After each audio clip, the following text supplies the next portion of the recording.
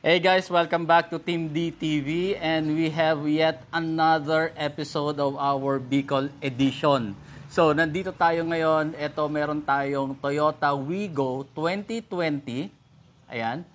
1.0, 3 cylinders, automatic transmission, color red.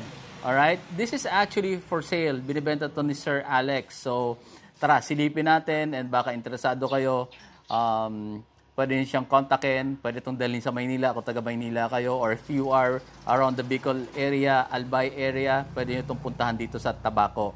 But to those who are not really buying but just interested of the features, tara, silipin natin. Okay, umpisa natin sa exterior, especially yung paint, ikutan natin. Alright, so this is all original paint. Walang retoking ginawa dito. Okay, so tingnan nyo. This is all lata. Okay? All original. Okay? I-close up natin para makita nyo sa camera. This is all original. Okay? And meron na siyang visor. Not visor. Ano tawag dito? Rain gutter. Tapos may accessories na siya dito sa mga ilaw niya. And merong spoiler. So, stock spoiler, third brake lamp. Okay, so tingnan nyo dito sa likod. Ayan. All original paint, walang retoke. Ayan. Dito sa roof, makinis. Pwede ito sa maselan. Diba sinasabi ng mga buy and seller, pwede sa maselan. Okay, so may accessory siya dito sa fuel tank cover. Alright. So, ikutan muna natin buong part ng katawan, ng body. So, ayan, from a distance, red. And then, meron pa siyang old school na retractable antenna. Okay? Dito sa bumper, meron lang siyang minor na, ayan, mga scratch. Mukhang pinaglaruan ng aso. Anyway, minor lang naman to. Kung gusto nyo itong ipa-repair, pag-usapan nyo, ilalagay ko yung contact number ni Sir Alex dyan sa description. Kontakin nyo siya, pwede nyo itong ipa-retoke, ipaayos bago ibigay sa inyo or i-release sa inyo. Silipin naman natin yung engine bay. Okay? So, if you recall yung linag natin na Toyota Veloz na brand new, ganito talaga sila, no? Siguro I think part din to ng DNGA. I think yung mga ganitong variant, hindi na very particular si Toyota pagdating sa mga pintura. So, kung hindi mo kabisado, like for me, hindi ako sanay sa ganitong age, halimbawa ng car na binibenta, baka mapagkamalan kung anong ginawa nyo dito, parang nirepaint nyo na ba? But no, ganyan talaga siya original. Alright? So, yun nga, ang point of reference ko, yung ginawa nating vlog about the Toyota Veloz na nasa kasa, brand new, ganyan na talaga siya. Parang primer lang, hindi na nila inayos yung pintura na maging pareho ng red. So, same thing here. Pareho nang nangyari sa Veloz. So, okay, 1.0, 1 liter ang displacement, 3 cylinders lang siya, matipid, sobrang tipid, and look at that, maayos naman. Hindi pa naman nagagalaw yung engine. Okay? So, pwede pa naman natin ito ipa-engine detail bago i-release sa inyo. And then, of course, kung sa Maynila ka, concern mo yung color coding. So, this is Monday coding 1, ending 1. Okay, balikan natin dito sa bandang front niya and let's check the headlight. Alright, so ayan yung headlight niya and then merong fog light. Yung previous owner, napalitan niya na. So, naka-LED na to. Projector type dito, LED, yung low beam. High beam niya, pinalitan na rin. Ay, makikita niyo sa loob. Naka-LED na rin. Ayan. Same with the fog light. Naka-LED na rin. So, tingnan natin. Park light. Ayan, park light. Ito, stock to na LED. So, park light yan. Tapos, headlight. Ayan, galing ng voice command, no? Ano? Ayan, so naka-headlight sa LED projector type. High beam. Ayan, high beam. And then, fog light. Yan yung fog light niya. So, ang tansya ko dito, yellowish, baka 2,700 or mga 3,000 Kelvin yan. So, maganda. Ayan. So, from a distance, ganyan ang itsura niya. And, tanghaling tapat ngayon, kitang-kita mo yung ilaw. Malakas talaga. Okay, let's check the front wheel. You have disc brake and original Toyota Mags. And the size of the wheel is 185/65/14. Alright, makapal pa. Tara, silipin natin yung sa likod. Sa likod naman, tawag dito, drum brakes. And the same size of wheel, 185/65, rim 14. Then makapal pa din yung gulong. Ikutan natin yung sa kabila kasi for those buyers na interested, para makita nyo yung situation ng tires. Ayan. I mean, yung condition ng tire. Ayan. So, okay naman yung apat. Alright? And then, the two original keys are available. Ayan. Yung isa may remote, yung isa wala. Ayan. Okay? And then, you have your lock, unlock. Ayan. Tara, pasok tayo sa loob.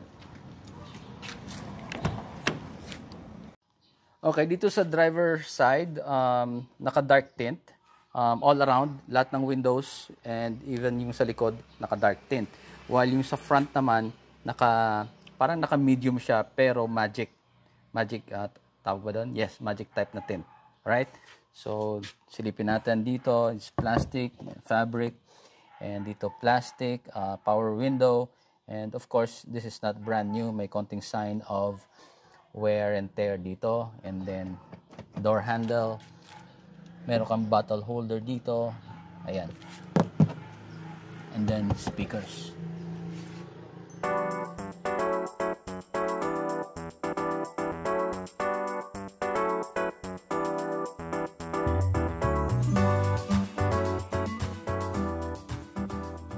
So, driver seat is manual adjust.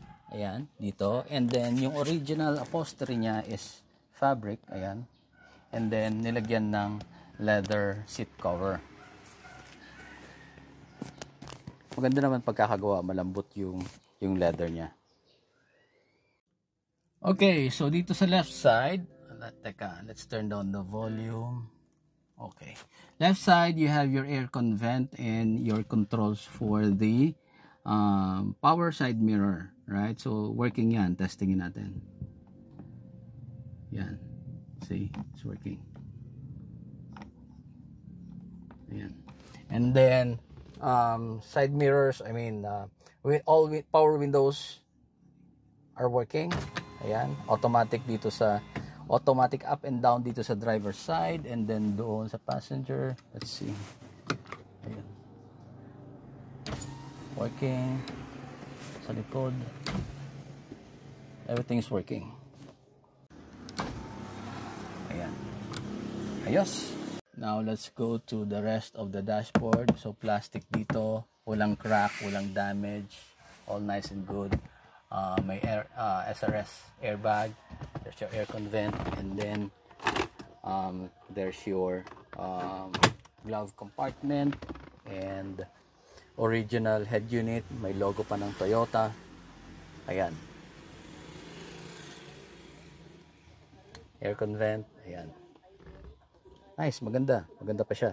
And your AC control, hazard. It's working. And this is for your air recirculation. Manual pa siya. And then meron kang konting storage dito for small cell phone. And you have a 12 volt power supply. And actually meron siyang rear view mirror na dashcam. Hindi lang naikabit.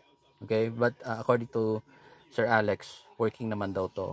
Kaya pala meron ditong nakaabang na power supply, power socket. So this is for the dashcam. So kasama yan pag binenta yung unit. Okay, so ito naman yung instrument cluster niya. There's your RPM, speedometer, and andyan po yung odometer niya. 58,784 kilometers na ang tinakbo. And the nice thing about this is 1 liter displacement na nga siya. Dati nang matipid, meron pa siyang eco mode. Ayan tingnan nyo. So ito, dalawa yung nandito pang adjust. So dito sa pangalawa, if you press that, ayan, yan trip meter A, this is trip meter B, tapos average, ano ba yan, kilometers, and then range. Ayan, yun ang nakakatuwa. May eco on pa siya, may eco mode. Di ba? 1.0 na nga lang, dati lang matipid, may eco mode pa siya, ang lupit. Sana merong ganyan yung Everest ko. So pag nilong press mo yon, nawala. Ulitin ko. Ayan, pag nilong press mo yan, eco off mode. Eco mode off. So mas maganda, makukuha mo yung full potential ng engine. Pero kung gusto mo pa rin talaga magtipid, yun nga, inilong press mo yan, mag-eco on. Alright? Mas maganda tagbo pag naka-eco off. Okay, going down here, andyan yung automatic transmission mo. Right? And then, manual handbrake. At gumagana siya, makapit. Meron kang maliit na cup holder dito. And then, meron kang original na Toyota Wigo na matting. Ayan, with Wigo logo. And then, meron pa siya ditong warranty and maintenance booklet. So, makikita nyo yung history ng maintenance niya from the previous owner. May record siya dito. Nasaan na ba yun? Ayan. Alright. Tara, punta naman tayo dito sa likod. Ayan. Again, plastic. Okay, so maluwag naman dito actually. Okay, unfortunately, naglakwatsa ang wife ko kaya walang tagahawak ng camera, so ako na lang muna.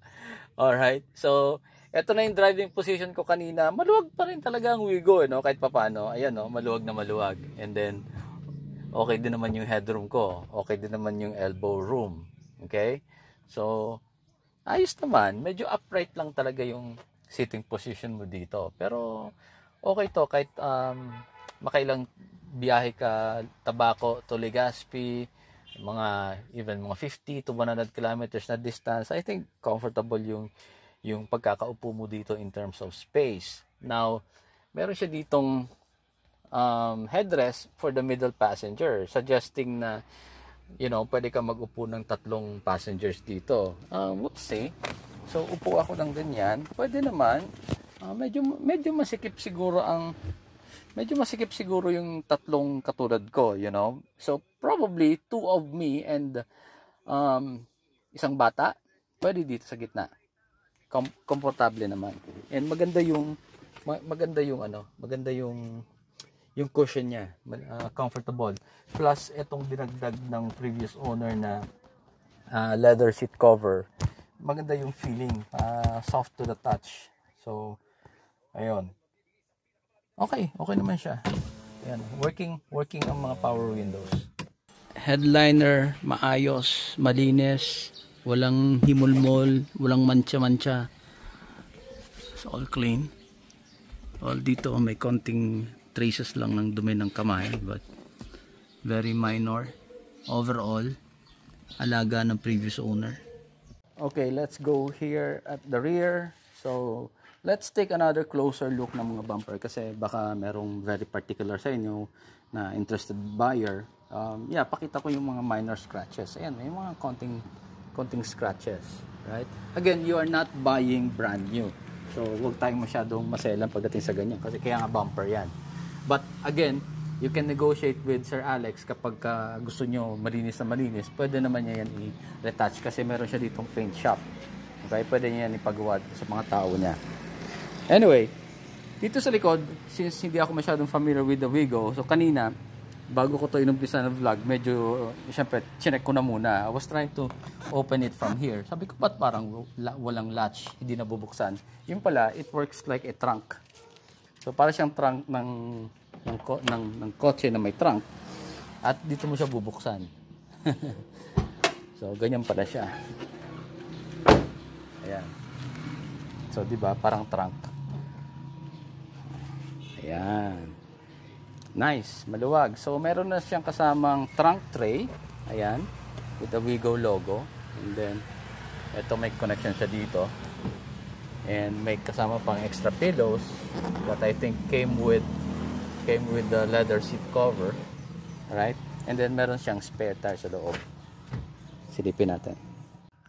Under the tray is the spare tire cover. Silipin natin yung spare tire. Okay, ayan yung spare tire niya. Meron pala siyang reverse camera. Ayan, no? Tara, nakalimutan ko. Balikan natin dun sa may head unit at ipakita ko sa inyo.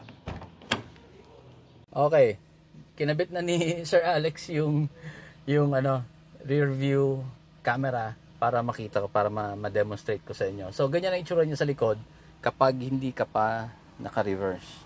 So, pag nilagay mo yan sa reverse, ayan, meron naman siyang dilitaw dito na guideline. Pero, of course, hindi yan active, right? So, ayan. Maganda naman yung, I'm not sure kung nakikita nyo ng buong linaw. Ayan, kabilang angle. Malinaw, maganda. Maganda yung resolution ng screen. Ayan, buksan natin yung AC. It's 12:59, almost 1 p.m. And maganda, nakasagad yung thermostat. Malamig yung aircon. Ayan, ramdam ko kaagad. Malakas.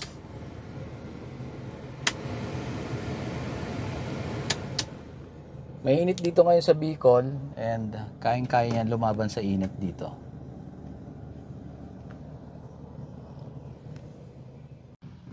Alright, that's it guys. So, walang overheat. Guaranteed. No transmission problem. Malakas ang AC. Walang problema. Meron lang mga mild, very minor scratches sa my bumper. Like I said, the rest original paint. And like I mentioned, kung gusto nyong pakinisin palalo, just talk to Sir Alex. Ilalagay ko yung number niya dyan sa description. Call him. This unit is in Tabaco City. If you are in Albay, pwede siyang puntan dito or pwede siya may pag-beat up sa inyo. If you are in Manila and you are seriously interested, pwede niya itong i-deliver sa Maynila. Kayo na lang mag-usap kung paano. And yeah, maganda yung Wigo. Kung kailangan mo lang ng small car na very fuel efficient, 1 liter displacement, medyo sobrang liit nun sa akin kumpara sa nakasanayan kong Everest ko na 3.2. And naka-eco mode pa. Grabe, ano na lang kaya, sobrang tipid na siguro niyan talaga, no? So, okay. Alright. Thanks for watching. Drive safe. Bye. If you like this video, please do not forget to subscribe to our YouTube channel. We are also on Facebook. Please like and follow our page.